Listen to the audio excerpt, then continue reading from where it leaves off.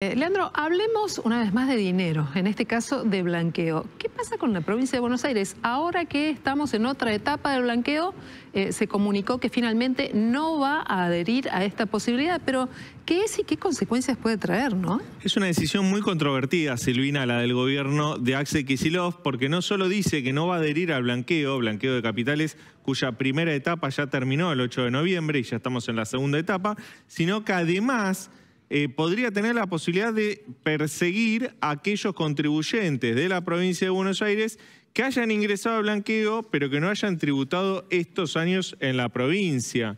De esta forma podrían intentar intentar cobrarse ingresos brutos sobre los montos exteriorizados por estos contribuyentes. Podrían intentar también buscar la posibilidad de, si una propiedad inmobiliaria es blanqueada, intentar cobrar bienes personales sobre esa propiedad que está en la provincia de Buenos Aires. Es una decisión que sin duda va a traer polémica, porque ya hay muchos contribuyentes, más de 100.000 que ingresaron al blanqueo, se han exteriorizado en efectivo más de 20.000 millones de dólares. Ya terminó la etapa 1 y recién ahora el gobierno de la provincia de Buenos Aires anuncia esto. Y la gran pregunta es, bueno, no solo va a poder cobrarse esos impuestos que no se pagaron de contribuyentes que entraron al blanqueo, sino que también podría llegar a abrir causas penales por esas evasiones. Bueno, es una gran duda que se abre de ahora en más para aquellos contribuyentes de la provincia que ingresaron al blanqueo y que podrían ser sujetos de algún proceso. No es un dato menor, por eso vamos a ampliar este enfoque y esta posibilidad de tener en claro qué es lo que puede venir por delante, e invitamos para esto a Guillermo Poch, que es tributarista y que esperamos nos ayude a entender qué es lo que puede implicar esta decisión de la provincia. Guillermo, muchas gracias por acompañarnos. ¿Cómo andas, Silvina? Bueno, ¿qué pasa cuando nos enteramos después de que hay una gran etapa de blanqueo, cuando ha pasado el tiempo de blanquear efectivo y una provincia dice, bueno, pero ahora yo voy a pedir datos? ¿Se puede aplicar allí un tributo extra o se puede ampliar el tema de blanqueaste, ahora va una alícuota más alta? Mira, te lo voy a tratar de definir en una palabra: incertidumbre, que es algo que no debiera pasar a nivel tributario. De hecho, se dice, se comenta y se explica desde el punto de vista teórico que a veces es preferible un impuesto injusto, estoy hablando de algo que es grave, un impuesto injusto, antes que la incertidumbre. Entonces, la verdad no contribuye, porque no va a ser el último blanqueo, sinceramiento, que va a tener la Argentina, con lo cual estar hablando de ahora de algo que no se había establecido correctamente, decirle a la gente, mirá, sinceraste, puede ser que te aparezca un impuesto a nivel provincial. Nosotros los tributaristas sabíamos que eso podía llegar a suceder, lo poníamos de manifiesto, pero no conviene. La verdad, tendría que haber estado todo muy claro al momento casi de la entrada en vigor de la norma. La norma impositiva contemplaba esa posibilidad de que las provincias se adhieran, que hoy alguien diga, bueno, yo fui de buena voluntad, sinceré, y ahora me quieran cobrar un impuesto sobre los ingresos brutos por lo adeudado, y trae bastante incertidumbre. Ahora, Guillermo, hay dos cuestiones distintas. Una, Santa Fe, que le puso una alícuota del 2% sobre lo blanqueado por encima de los 100.000 dólares, eso es una cuestión. Pero la provincia de Buenos Aires está tomando otro camino, que es, yo te voy a cobrar todos los impuestos que no pagaste, y sé que no los pagaste porque ahora estás exteriorizando activos. Eso, teniendo en cuenta que los contribuyentes que se acogieron al blanqueo tienen una ley que los ampara, la ley de exteriorización de capitales, ¿es constitucional? De alguna manera, primero el fisco provincial se va a tener que hacer de la información de quiénes fueron los que sinceraron. O sea, porque son distintos ámbitos, uno es nacional y el otro es provincial.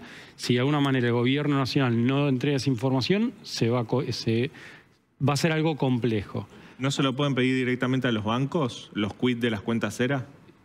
Puede llegar a haber ese pedido de información, también los bancos se pueden llegar a oponer a ello. ¿Hay obligación de dar a conocer esa data por parte de los bancos o no? Hay una cuestión de secreto bancario, va a entrar en una disputa claramente judicial. Si es inconstitucional, la verdad las provincias son autónomas en cuanto a la posibilidad de aplicar un impuesto, como sería indirecto, un impuesto sobre los ingresos brutos. No es conveniente, o sea, que suceda lo que se está planteando claramente. si hasta uno podría llegar a defenderse, más allá de que son autónomos, de que si hay una nación que establece un régimen de sinceramiento y a mí me tocara defender a un contribuyente, a un cliente mío, lo haría y tendría argumentos teóricos para intentar preservarlo a mi cliente en ese sentido.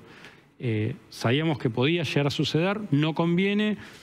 Puede plantearse la inconstitucionalidad, va a ser algo complejo de llevarlo a cabo, pero claramente, te digo una cosa, no conviene y genera incertidumbre, claramente. Por otro lado, un Estado provincial puede decir, pero entonces no pagabas, no cumplías con tus obligaciones como ciudadano y en realidad tenías formas de poder hacerlo. Por eso voy, no contra vos, sino para que cumplas con nosotros. ¿Esa otra lectura cabe o no?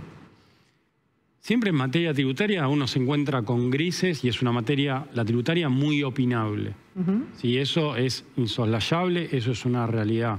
De nuevo te digo, o sea, no conviene. Entonces ahí hasta... ¿No conviene no adherir al blanqueo? No, nuestra recomendación en líneas generales es si alguien estaba en una situación, era ir al sinceramiento fiscal. O sea, nosotros ante una situación de que alguien tenía patrimonio no declarado, recomendamos medianamente de ir a un sinceramiento, y no está bueno que las provincias no establezcan las reglas claras, a días de una entrada en vigencia de la ley nacional. Va a traer discusiones, no conviene, o sea, claramente no conviene porque...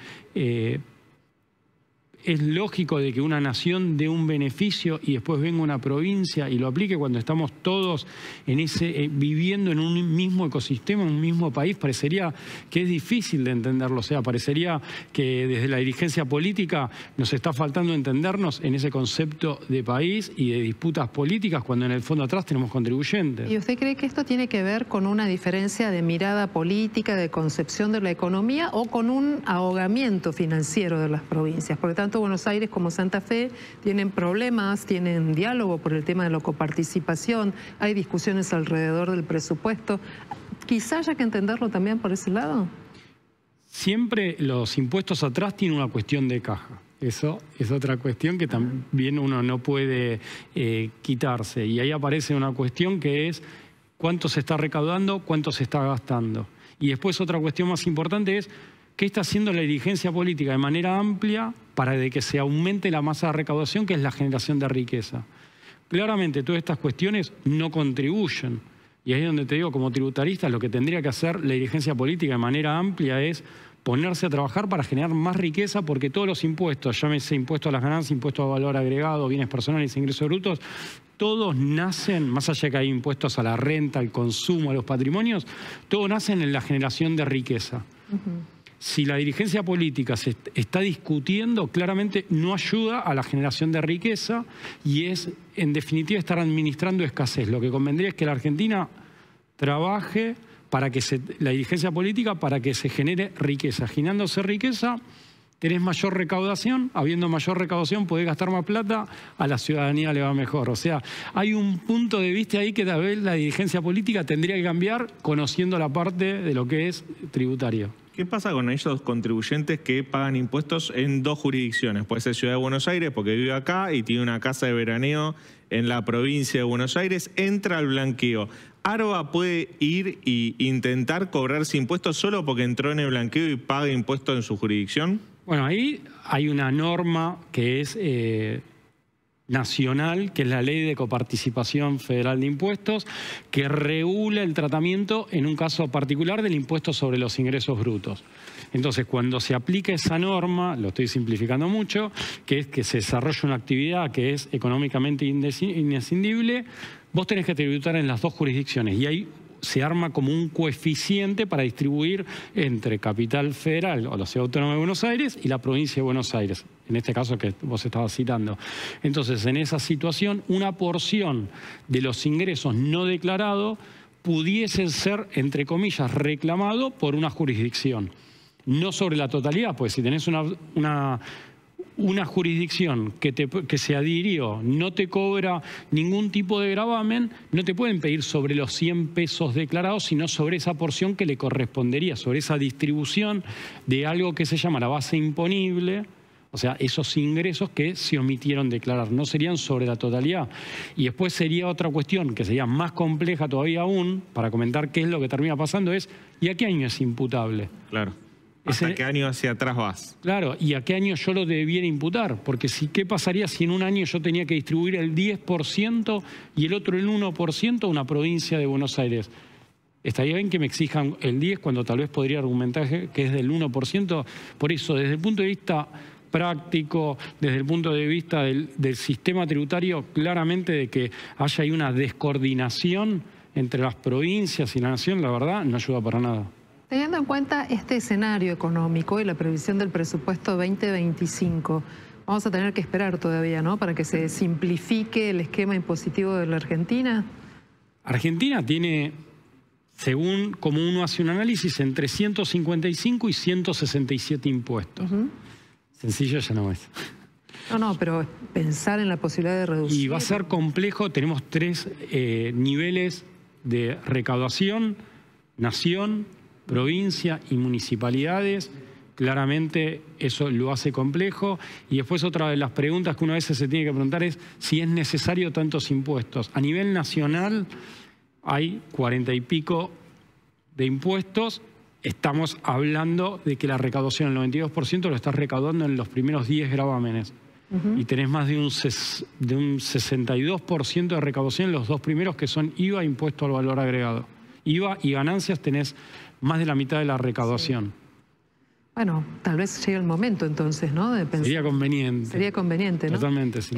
¿Notaste que hay más evasores? No puedo hablar de evasores, pero que hay más morosidad en este último tiempo, o que los contribuyentes tienden a estar al día, de acuerdo a lo que implica el nivel de ingresos y el rinde de esos ingresos? Una buena pregunta. A veces uno, viste, vos dijiste evasores o hay... No, pero distinguí. Hay una situación totalmente que es como vos bien indicabas, que es la siguiente situación. A veces el sistema tributario es el que te pone en una situación de discontinuar una actividad porque es asfixiante, o que haya un no ingreso de gravámenes. Entonces a veces también ahí es donde hoy Argentina, teniendo una alta presión tributaria, estamos liderando junto con Brasil la presión tributaria, de alguna manera obliga muchas veces, y hasta un impuesto sobre los ingresos brutos es un impuesto totalmente distorsivo, que muchas veces hace que la gente la obligás a, entre comillas, evadir el impuesto por el sistema tributario mismo. Entonces, desde mi perspectiva, la carga tributaria, la presión tributaria total debiera ser más baja, ¿sí?, para permitir, de alguna manera, que haya una rentabilidad mayor en las compañías. Todas las compañías lo que están buscando siempre es rentabilidad.